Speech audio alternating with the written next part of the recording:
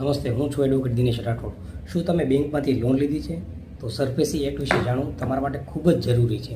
ઘણા લોકો લોન લેતી વખતે દસ્તાવેજો પર સહી તો કરી દે છે, પરંતુ જો ભવિષ્યમાં લોનની ચૂકવણીમાં મુશ્કેલી આવે તો બેંક કયા કાયદા હેઠળ કાર્યવાહી કરી શકે તેની જાણકારી હોતી નથી. સરફેસી એક્ટ 2002 હેઠળ બેંક અથવા નાણાકીય સંસ્થા કોર્ટમાં કેસ કર્યા વગર પણ ગીરવે રાખેલી મિલકત સામે કાર્યવાહી કરી શકે છે. પરંતુ યાદ રાખો, લોન લેનારને પણ કાયદેસરનો અધિકાર મળેલો છે. બેંકે નોટિસ આપવી પડશે, તમારી રજૂઆત સાંભળવી પડશે અને કાયદામાં નક્કી કરેલી પ્રક્રિયાનું પાલન ફરજિયાત કરવું પડશે.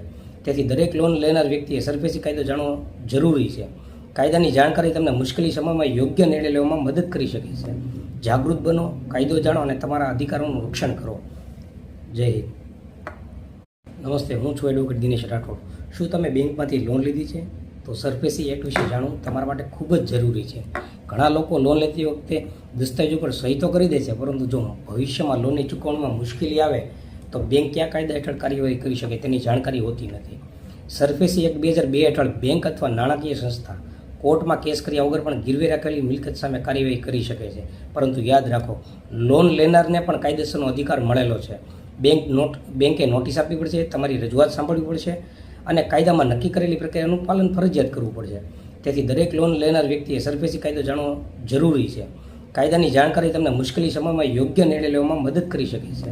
જાગૃત બનો, કાયદો જાણો અને તમારા અધિકારોનું રક્ષણ કરો. જય હિન્દ.